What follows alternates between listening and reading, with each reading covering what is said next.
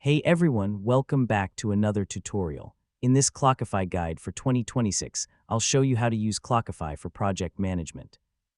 Whether you're managing client projects, coordinating a remote team, running an agency, or organizing your own work, Clockify can help you track progress, manage resources, monitor budgets, and improve project efficiency.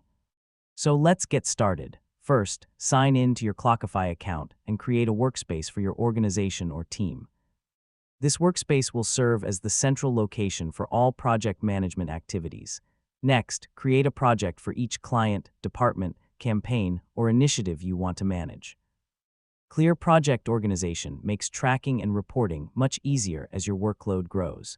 After creating a project, add tasks to break the work into smaller, manageable pieces. For example, a video production project might include planning, filming, editing, revisions, and final delivery. If you're working with a team, invite team members to the workspace and assign them to relevant projects. This ensures everyone can track time and contribute to project progress. And that's how to use Clockify for project management. By organizing projects, assigning tasks, tracking time, monitoring budgets, and reviewing reports, you can manage projects more efficiently and make better business decisions. Thanks for watching, and I'll see you in the next tutorial.